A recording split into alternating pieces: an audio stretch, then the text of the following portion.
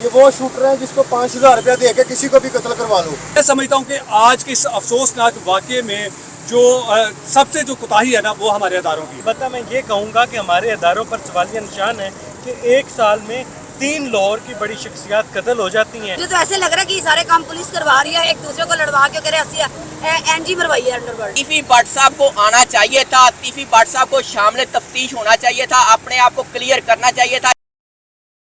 जी अस्सलाम वालेकुम नाज़रीन, मैं हूं आपका मेज़बान इर्तिज़ा भट्ट। नाज़रीन से तो मौजूद हूं लाहौर के सबसे महंगे तरीन रोड के ऊपर और यहाँ पर एक एक मकान इस वक्त करोड़ों रुपए मालियत का रखता है और यहाँ पर आज तीफी भट्ट साहब के बहनोई जवेद भट्ट साहब को सरेआम गोलियां मार दी गई। यहाँ पर मेरे साथ पीछे क्राइम रिपोर्टर मौजूद है जो एहसन शाह और अमीर बलाश का केस इन्होंने पहले दिन से कवर किया।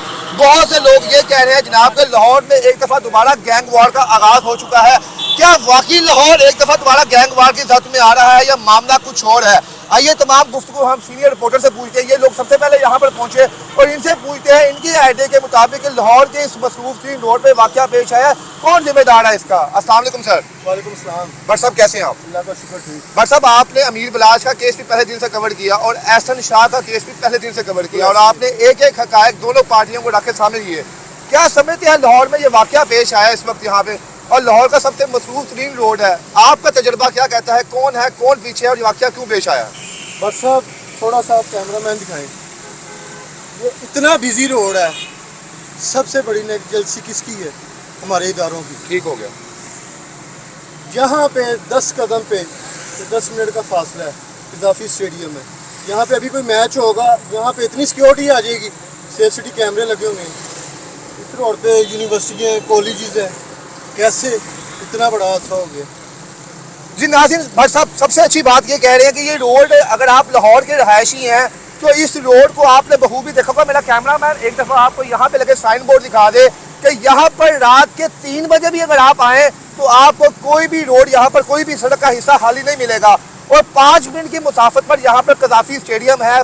2 मिनट की मुसाफत पर लाहौर के महंगे तरीन कॉलेज पंजाब कॉलेज की 4 ब्रांचें यहाँ पर वाक़िया है।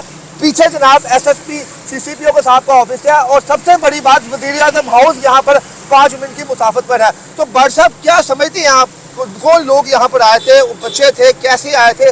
जवेद साहब यहाँ पर कैसे आए थे, कहाँ पर जा रहे थे वो?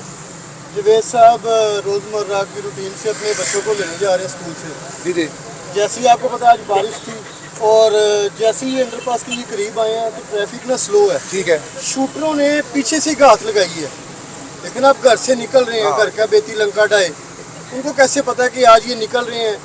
डेली निकलते हैं और आज ही उनको क्यों टारगेट बनाया गया? यानी कि अगर आप देखें तो तीनों केसेस में अपने लोग ही शामिल थे। अमीर बलाश को दुनिया से गया अपना बंदा शामिल था, इसमें भी अपना ही बंदा है। जी नाज़रीन, ये भट्ट साहब यंगस्टर हैं, ये कोई बाबे बूढ़े शूढ़े नहीं है। ये वो शूटर है जिसको 5,000 रुपया दे के किसी को भी कत्ल करवा लो। यानी ये 5-10 हज़ार रुपये में बंदा मार दिया, बंदा मार ले। अभी तक ये गैंगवार का जो सिस्टम है, अंडरवर्ल्ड डॉन का, ये एकदम थमा था। अमीर बलाश केस कत्ल आया, एकदम हाई प्रोफाइल केस हुआ, उसके बाद एहसन शाह आया, एहसन शाह के बाद अब ये तीफी भट्ट। चलें जी AD साहब कैसे हैं आप? अल्लाह का शुक्र है। सबसे पहले तो आपने कैदी नंबर 804 की कैप पहनी हुई है, क्या खान साहब को तलब डाल रहे हैं इस केस में? साहब मैं आपको ये बता दूं कि कैदी नंबर 804 जो है ना वो हमारे दिलों की धड़कन है, हमारे दिल में बसता है। ठीक है। दूसरी बात मैं आपको बताऊं कि आज जो होने वाला जो अफसोसनाक वाक़या है ना, इसकी मैं शदीद अल्फाज में मजम्मत करता हूँ कि ये वाक़या उस रोड पर हुआ है जहाँ 24 घंटे रात के 3 बजे भी अगर आप पैदल क्रॉस करना चाहें सड़क को तो मैं समझता हूँ कि आपको 10 मिनट लग जाएंगे, आप सड़क नहीं क्रॉस कर सके। और दिन के 12 बजे और ये सूरज की रोशनी में और इतने बड़े बड़े CCTV कैमरे और सेफ सिटी के कैमरे, वो शख्स जो एक कारोबारी शख्सियत था जिसके बारे में हमें अब तक जो मालूम हुआ है कि उसका किसी भी किस्म के साथ कोई लेना देना नहीं था, वो अपने पोती पोतों को लेने के लिए आ रहा था कि घर से उसको पीछे से तौक़ुफ़ किया जा रहा है या फिर हो सकता है कि यहाँ पर लोग जो है वो गात लगाकर बैठे होंगे जो जिनका ये टारगेट था कि आज हमने जो जवेद भट्ट साहब को कत्ल करके ही जाना। अच्छा AD साहब, सबसे बड़ी बात ये है कि एहसन शाह अमीर बलाश से आगाज करते हैं। अमीर बलाश जब इस दुनिया से गए तो FIR तीफी भट्ट साहब के खिलाफ हुई। तीफी भट्ट साहब ने कुरान पाक सर पे रख के कहा कि वो इसमें मुलव्वस नहीं थे। उसके बाद एहसन शाह का जब हुआ तो अमीर बलाच के खानदान ने कहा कि वो इसमें मुलव्वस नहीं है। तो अब ये तीसरा जो क्राइम हो गया, ये कौन किसको फायदा पहुंचेगा, या किसने किया होगा, कौन इसके पीछे हो सकता है? देखिए भट्ट साहब, आपका ना बड़ा संजीदा किस्म का सवाल है और इस पर मैं किसी भी किस्म का तब तक कमेंट्स पास नहीं कर सकता जब तक FIR सामने नहीं आ जाती। देखिए तब तक जब अमीर बलाच को कत्ल किया गया था तो उसकी फौरी FIR हुई थी और उसमें तीफी और गोगी को नामजद किया गया था। ठीक हो गया। अब अगर उन्होंने कुरान पाक पे हाथ रख के उन्होंने कसम उठा ली कि जी हमारा इस कत्ल के साथ कोई लेना देना नहीं है, तो ये उनका मौक़िफ़ है। लेकिन ये हमारे अदारों का काम है कि हमने किस तरह से इंटेरोगेट करना है। आईडी साहब क्या कहेंगे, इस वक्त हमारे इदारे दुनिया के ताकतवर 3 इदारों में इनका नाम आता है, इंटेलिजेंस के इदारे हो जाए, दूसरे हो जाए, 3 बड़े क्राइम एक ही साल में हो गए, 3 बड़े लोग दुनिया में लगे हैं, तो क्या समझते हैं सवालिया निशान नहीं लगे हमारे इदारों के ऊपर? मैं समझता हूँ भट्ट साहब के मेरा ख्याल है 1.5 से 2 किलोमीटर के फासले पर CIA इकबाल टाउन बैठता है यहाँ पर, ठीक है ना। और ये इतना बड़ा पॉइंट और इतने बड़े पॉइंट पर आके दिन दिहाड़े एक शख्स को गाड़ी में जो अपनी फैमिली के साथ सवार था उसको टारगेट कर देना, ये अदारों की नेग्लिजेंसी है। दावों से और बड़े बड़े बयानात से अब काम नहीं चलेगा। शहर में अगर आपने हकीकी तौर पर अमन लेकर आना है तो आपको काम करना होगा। ये आज मैं या आप बाइक पर निकलेंगे तो हमें लाहौर में अगर हम यहाँ से इचरा चलते हैं ना तो मेरा ख्याल है कि हमें 4 जगह पर रोका जाएगा, हमारी तलाशी ली जाएगी। लेकिन जो इतने हिनियस किस्म के जो क्रिमिनल लोग हैं जिनके पास वेपन्स होते हैं वो लोग दंदनाते फिरते हैं। गैंगवार का आगाज हो चुका है? मैं इसको गैंगवार तो नहीं कह सकता अभी, क्योंकि मरने वाला जो शख्स है ना वो एक कारोबारी शख्स था, ठीक है ना। उसका किसी भी गिरोह के साथ कोई ताल्लुक नहीं था। किसी के साथ रिश्तेदारी होना या किसी के साथ उसका रिश्ता होना ये कोई बड़ी बात नहीं है, ठीक है। तो मैं समझता हूँ कि आज के इस अफसोसनाक वाक़े में जो सबसे जो कोताही है ना वो हमारे अदारों की। इमरान साहब 1 मिनट बस आपका भी चाहिए। सर आप ही क्राइम केस कवर करते हैं, एहसन शाह अमीर बलाच का केस आपने पहले दिन से कवर किया, लाहौर के सबसे मसरूफ तरीन रोड पे ये वाकया पेश आया, क्या समझते हैं जनाब इसमें हमारे इदारों को क्या करना चाहिए और कौन लोग इसके पीछे मुलव्वस हैं? देखिए सवालिया निशान है और आज के इस कत्ल के पीछे कौन मुलव्वस है, किसका हाथ है, ये तब तक नहीं पता चल सकता जब तक FIR नहीं हो जाती। लेकिन अलबत्ता मैं ये कहूँगा कि हमारे अदारों पर सवालिया निशान है कि 1 साल में 3 लाहौर की बड़ी शख्सियात कत्ल हो जाती हैं और उनका सुराग नहीं मिलता कि उनके पीछे किसका हाथ है। और बाकी जिन पर इल्ज़ामात लगाए जा रहे हैं वो कुरान पाक पर हाथ रख के इस इल्ज़ाम से इनकार कर रहे हैं। शुक्रिया। बुशरा साहिबा 1 मिनट बस, मैंने आपका मौका। अस्सलाम वालेकुम मैम। वालेकुम सलाम। मैडम लाहौर के मसरूफ 3 बाजार पे तीसरी बड़ी नामवर शख्सियत को मार दिया गया, अमीर बलाच पहले गया, एहसन शाह फिर गया और आज जावेद भट्ट साहब चले गए हैं, तो क्या समझती हैं अमीर बलाच की जो FIR तीसरी भट्ट पे हुई उसने इनकार कर दिया, एहसन शाह की अमीर बलाच पे इल्ज़ाम लगा, उनके खानदान ने इनकार कर दिया और अब जावेद भट्ट साहब जिनका लेना देना कोई नहीं है, क्या समझ रहे हैं कोई तीसरा बंदा है जो इन 2 खानदानों को लड़वाना चाहता है हमेशा के लिए? मैं वैसे पता नहीं मुझे ये बात करनी चाहिए कि नहीं, लेकिन आपको पता है मैं खरी बात कर देती हूँ। मुझे तो ऐसे लग रहा है कि ये सारे काम पुलिस करवा रही है, एक दूसरे को लड़वा के करे NG मरवाई है अंडरवर्ल्ड। तो आप क्या समझते हैं ये क्या जावेद भट्ट साहब जिनका कोई अमल दखल ही नहीं इसमें नहीं है और एक उस रोड पे मारा गया जो लाहौर का मसरूफ तरीन रोड है, 7 कॉलेजेस हैं, पार्लियामेंट की मुसाफत पे वज़ीर आला हाउस भी है, तो क्या लाहौरियत महफूज है? अब नहीं नहीं नहीं, कोई महफूज नहीं। देखिए इनके पास इतनी सिक्योरिटी होती है, इतना जदीद असला होता है इनके खुद के लिए, प्रोटेक्शन के लिए, इसके बावजूद इनको लोग मार जाते हैं, तो हम तो फिर इनके लिए बिल्कुल मामूली चीज़। उन नौजवानों के लिए क्या कहेंगे जिन्होंने 5-5 हज़ार 10-10 हज़ार के लिए बंदा मार दिया? क्या गुर्बत इतनी गिर चुकी है हमारे यहाँ पर, हम लोग इतने बेरोजगार यहाँ के नौजवान हो गए हैं कि 5-10-20 हज़ार रुपए के लिए वो जान ले रहे हैं एक दूसरे की। आप 5-10 हज़ार की बात करें, यहाँ पे 200-200 रुपए के पीछे जो है लोग मार देते हैं। एक्चुअली ये तो हमारे एक तो मुल्क में बेरोजगारी है, गुर्बत है, जिसकी वजह से लोग कहते हैं अच्छा चलो जहाँ से पैसा आ रहा है यहाँ से फिर जुराइम बढ़ता है। लेकिन मकसद कहने का ये है कि अभी ये जो जावेद भट्ट साहब को मारा गया ये शायद किसी को तकलीफ देने के लिए मारा गया। ठीक हो गया, बात समझ गए? समझ लाते हैं कि ये इस तरह हमारे ठीक हो गया। और ये बहुत बड़ी तकलीफ है कि किसी का बहनोई, किसी की बहन का सुहाग इस तरह से छीन लेना, ये बहुत बड़ी तकलीफ। गैंगवार का आगाज हो गया लाहौर में, जैसे हम सुनते थे बचपन में कि 90 का दौर बड़ा गैंगवार था, क्या गैंगवार का आगाज हो गया? ये गैंगवार नहीं है तो और क्या है?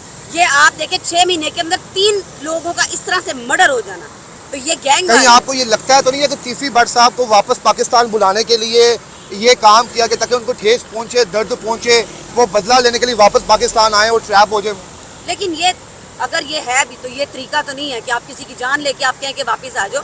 देखिए अगर हमारी पुलिस चाहे, हमारी हुकूमत चाहे तो किसी को भी बाहर ला सकती है, क्योंकि वो इश्तिहारी है। चलिए आप भी मैडम क्राइम स्टोरीज कवर करती हैं, बड़े बड़े केस आपने देखे हैं, आपके अंदाजे के मुताबिक क्या अमीर बलाज की फैमिली ने कदम उठा सकती है या एहसन शाह की फैमिली ने कदम उठाया होगा? क्योंकि उनके मुताबिक दोनों ने अपना केस अल्लाह की बारगाह में छोड़ा हुआ है। अच्छा, मैं किसी की साइड नहीं लेके जी, बात जी। करी। एहसन शाह की फैमिली अब ठंडी होगी तो चुप करती, वो इसलिए कि ऑब्वियसली उनको अपने बाकी बच्चों की भी जान बचानी है। ठीक उनके हो गया। 2 बेटे और हैं, उनको भी बचाना। एक चला गया, अल्लाह ताला उसकी मग़फ़िरत फरमाए। लेकिन जहाँ तक रही मीर बलाज की बात, तो ये उसी का नतीजा मुझे लगता है। उसी का जी नाज़रीन, हम यहाँ पर किसी को पर्सनल टच नहीं कर रहे, पर्सनल हिट नहीं कर रहे। अलबत्ता जो असल हक़ाइक़ है वो आपके सामने आ ही जाएंगे। मियाँ साहब बस 1 मिनट आपका भी चाहिए। सर, आपने बड़े बड़े क्राइम केस कवर किए हैं, एहसन शाह का, अमीर बलाज का पहले दिन से आप कवर कर रहे हैं। आप क्या समझते हैं मसरूफ तरीन रोड पे ये वाक़या पेश आया है, किसकी नेग्लिजेंसी है ये? यार नेग्लिजेंसी का तो मुझे नहीं पता किसकी है, लेकिन ये है कि जिस बात का खदशा था ना कि अब वही गैंग वार, वही मामला दोबारा ना शुरू हो जाए, और शुरू से लेके जब बलाज का मर्डर हुआ था तब यही खदशा था कि लाहौर शहर में कत्लो गारत का दोबारा से और दुश्मनियों का दोबारा से आगाज़ ना हो जाए। अब उस पॉइंट पे हम आ गए हैं कि इस बात से लग रहा है कि अब दुश्मनियों का आगाज़ दोबारा हो रहा है। पुलिस अपना काम जो है वो कर रही है, CIA अपना काम कर रही है। जिस तरह उन्होंने इस केस को मंतकी अंजाम तक पहुंचाने की कोशिश की है वो उसको तो लोग अप्रिशिएट कर रहे हैं, लेकिन कहीं पे भी किसी मुल्क में भी क्राइम होता है तो क्राइम करने वाला का जो माइंड सेट होता है ना वो मुख्तलिफ होता है। वो नहीं देखता कि पुलिस क्या है, कितनी अदारे स्ट्रॉन्ग है, वो अपना काम कर जाता है।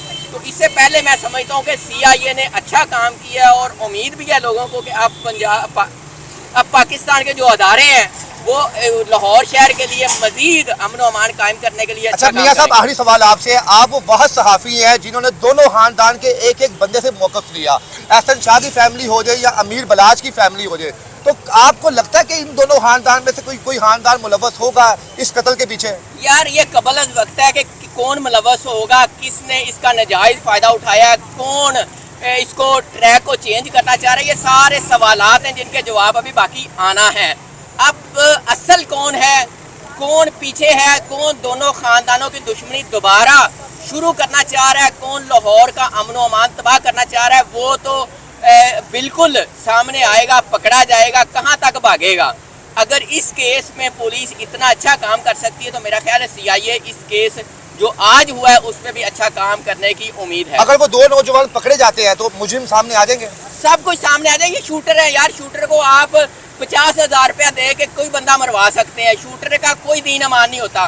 शूटर का काम ये है कि मेरे से जो मर्जी मरवा लो, लेकिन जो बैक में लोग हैं उनको पता होना चाहिए कि हम शूटर हायर करेंगे तो हमारे बच्चों तक बात आएगी। शूटर सब कुछ बताएगा, जैसे शूटर पकड़ा जाएगा वो तो पूरी कहानी खोल देगा कि भाई ये सारा कुछ है। भट्ट साहब को वापस लाने के लिए ये घिनौनी साजिश तो नहीं चली गई? भाई तीफी भट्ट साहब को आना चाहिए था, तीफी भट्ट साहब को शामिल तफ्तीश होना चाहिए था, अपने आप को क्लियर करना चाहिए था। तीफी भट्ट के भी बच्चे हैं, उसे अपने बच्चों का फ्यूचर सोचना चाहिए था, और ये जो अमनो अमान कायम था लाहौर का ये बहाल ही रहता, और ना ही बलाज का मर्डर होता, ना ही कोई एहसन शाह मुलव्वस होता, ना ही कोई तीफी भट्ट इस तरह के काम में शामिल मतलब नामजद होता। बहुत शुक्रिया सर। जी नाज़रीन, ये वो तमाम देख सकते हैं, ये वो जगह है जहाँ पर ये वाक़या पेश आया, और अभी तक आप मुसलसल यहाँ पर अगर आप देख रहे हैं कि 1 सेकंड के लिए यहाँ पर ट्रैफिक नहीं रुक रही, तो ये देखिए आप यहाँ पर कि क्या वो देदा दिलेरी उन 2 नौजवानों ने की होगी कि उस रोड पर उस बंदे को मार दिया जिसका कोई लेना देना नहीं था। बहरहाल जब वो 2 नौजवान पकड़े जाएंगे, सामने तफ्तीश होंगे, तो असल चेहरा जो इसके पीछे है वो सबके सामने आएगा। देखते हैं जनाब कि हमारी पंजाब पुलिस ने जिस तरह एहसन शाह को ट्रैप किया था, क्या उसी तरह इन 2 नौजवानों को पकड़ के भी जनाब असल चेहरा बेनकाब करती है या नहीं करती। इसके साथ ही मुझे इजाज़त दिया। अल्लाह।